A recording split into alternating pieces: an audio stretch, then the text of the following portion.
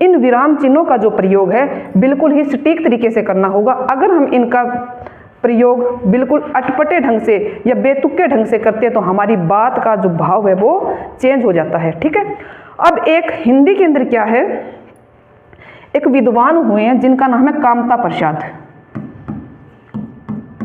Question paper में आ चुका है। कामता प्रसाद के अनुसार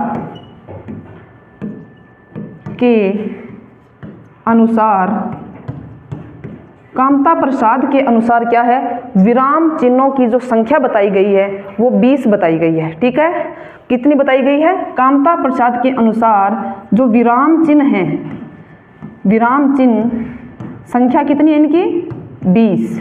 ठीक है, ऐसे कैसे इनको पढ़ना है। और इसी से रिलेटेड उन्होंने एक बात और भी बोली है कि हमारा जो पूर्ण विराम है वो एक ही ऐसा विराम चिन्ह है जो हिंदी भाषा से लिया गया है, बाकी हमारे जो 19 जो विराम चिन्ह हैं वो अंग्रेजी भाषा से लिए गए हैं। तो उन्होंने एक बात और बोली है कि इनके अनुसार क्या है कि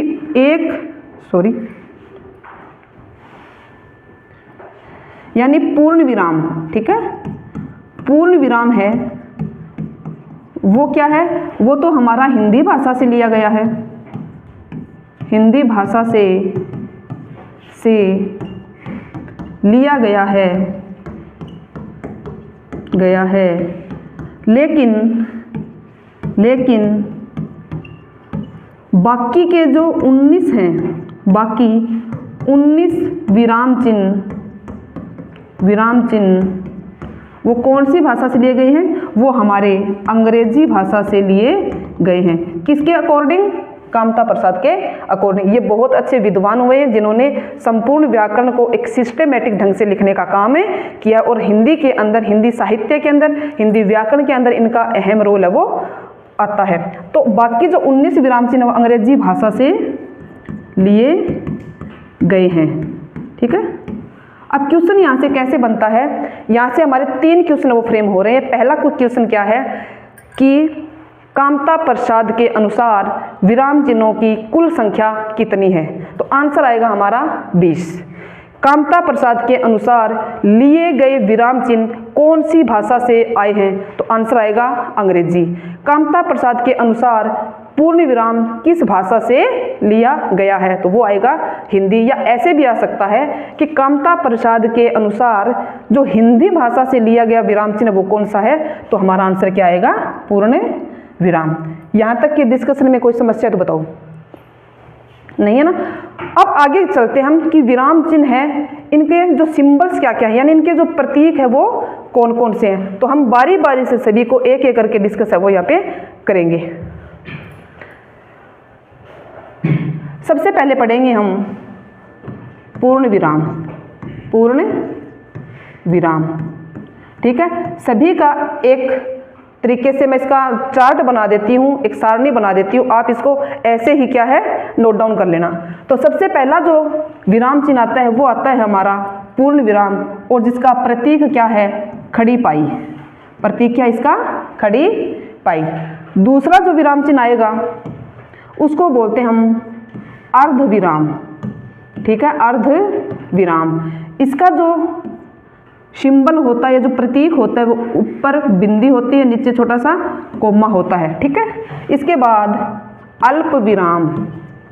अल्प विराम यानी जिसको अंग्रेजी में क्या बोला जाता है? कोमा, यानी थोड़े टाइम के लिए जब रुकते हैं तो इस चिन्ह का प्रयोग किया जाता है। चौथा जो हमारा विराम चिन्ह आता है वो आता है प्रश्नवाचक चिन्ह। कौन सा आता है? प्रश्नवाचक चिन्ह। प्रश्नवाचक चिन्ह, जिसका जो प्रतीक है वो होता है ये वाला। इसके बाद अगला आता है हमारा निर्देशक चिन्ह। निर्देशक चिन्ह, जिसका जो सिंबल होता है वो होता है ऐसे, ठीक है। इसके बाद छठा आता है योजक चिन्ह। योजक चिन्ह, ठीक है। अगला जो आता है 7 नंबर पे वो आता है हमारा लाघव चिन्ह। लाघव चिन्ह, जिसका सिंबल है हमारा ये डॉट। 8वें नंबर का है हंस पद। हंस पद, और हंस पद को एक और नाम देते हैं हम त्रुटि बोधक चिन्ह।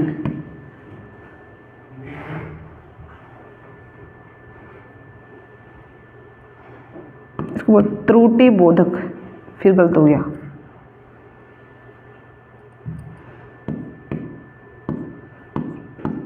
त्रुटि बोधक चिन्ह। ठीक है, इसका जो साइन है वो ऐसे होता है और कई जगह इसको ऐसे भी लिखा हुआ, दोनों हो सकते हैं। ठीक है, नंबर 9 पे आता है उद्धरण चिन्ह। उद्धरण चिन्ह जो हम दो तरीके के पढ़ेंगे, एक तो पढ़ेंगे 6, 9 और एक पढ़ेंगे 66 और 99 वाला। ठीक है, इसके अलावा अगला जो हमारा 10वें नंबर का आता है वो आता है विस्मयादि बोधक चिन्ह।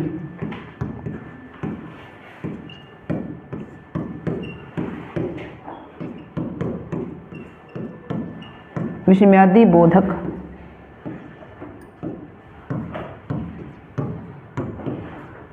चिन्ह, जिसका जो साइन होता है ये होता है। ठीक है, इसके बाद जो अगला आता है उसको बोला जाता है पुनरुक्ति सूचक चिन्ह।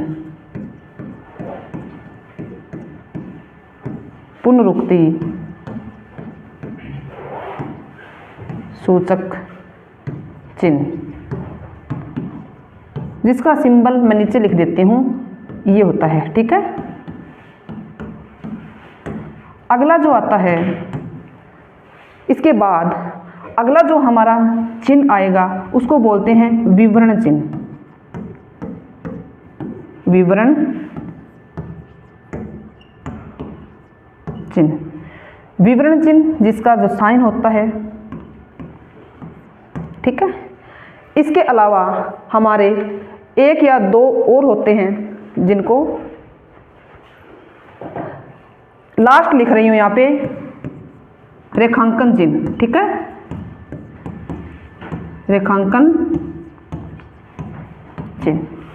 ठीक है, हमारे एग्जाम में सबसे ज़्यादा जो क्वेश्चन पूछे जाते हैं वो हमारे अल्प विराम से पूछे जाते हैं। ठीक है, कहाँ से पूछे जाते हैं? अल्प विराम से। तो इनके सिंबल्स इनके सामने लिखे गए हैं, इनके नाम इनके सामने लिखे गए। तो पहला क्वेश्चन तो यहाँ से यही फ्रेम होता है कि किस प्रकार के चिन्ह का जो सिंबल है या जो साइन है या जो प्रतीक है वो कौन सा है। तो सबसे पहले पूर्ण विराम खड़ी पाई होती है, उसके बाद अर्ध विराम यानी ऊपर बिंदु होता है, नीचे छोटा सा कोमा होता है। तीसरा जो होता है वो होता है हमारा अल्प विराम, जिसको हम इंग्लिश में कोमा बोलते हैं। इसके बाद प्रश्नवाचक चिन्ह सिंबल दिया गया है। निर्देशक चिन्ह यानी जब हम किसी को निर्देश देते हैं या संवाद के अंदर किस चिन्ह का प्रयोग किया जाता है, निर्देशक चिन्ह का प्रयोग यहाँ पे किया जाता है। योजक दो शब्दों को आपस में जोड़ने के लिए, दो एक जैसे शब्दों को आपस में जोड़ने के लिए, अंतर बताने के लिए या विलोम शब्दों में कौन सा चिन्ह प्रयोग किया जाता है? योजक चिन्ह। लाघव चिन्ह संक्षिप्त रूप बताना किसी भी चीज का, तो वहां पे हम कौन सा चिन्ह प्रयोग करते हैं? लाघव चिन्ह। इसके बाद आता है हास्यपद या त्रुटि बोधक। मान लो हम कोई सेंटेंस लिख रहे हैं और बीच में से हम उसमें से कुछ भूल जाते हैं लिखना, तो वहां पर उस भूली हुई चीज को या उस भूले हुए शब्द को बताने के लिए किस चिन्ह का प्रयोग करते हैं? हंसपद का प्रयोग किया जाता है। इसके बाद उद्धरण या अवतरण चिन्ह। उद्धरण को अवतरण चिन्ह भी कहा जाता है। अवतरण चिन्ह किसी भी लेखक के द्वारा जो स्टेटमेंट्स दी जाती है या जो डेफिनेशन दी जाती है या किसी भी लेखक का जो उपनाम दिया जाता है, वो उपनाम या वो डेफिनेशन हम किस चिन्ह के अंदर है वो रखते हैं, वो हम रखेंगे उद्धरण चिन्ह या अवतरण चिन्ह के अंतर्गत। इसके बाद विस्मयादि बोधक चिन्ह, इसके बाद पुनरुक्ति सूचक चिन्ह, इसका प्रयोग मोस्टली मैथ के अंदर प्रयोग किया जाता है। और विवरण चिन्ह जहाँ पे हम किसी भी चीज़ को डिस्क्राइब करते हैं डिटेल में, जहाँ पे चीज़ों को बताया जाता है वहाँ पे विवरण दिया जाता है। और लास्ट के अंदर हमारा रेखांकन चिन्ह यानी अंडरलाइन, किसी भी चीज़ को हाईलाइट करने के लिए कौन सा सिंबल यूज किया जाता है? हमारा रेखांकन चिन्ह। ठीक है, अब इन चिन्हों को हम बारी बारी से एक एक करके इनको डिटेल में पढ़ेंगे। ठीक है।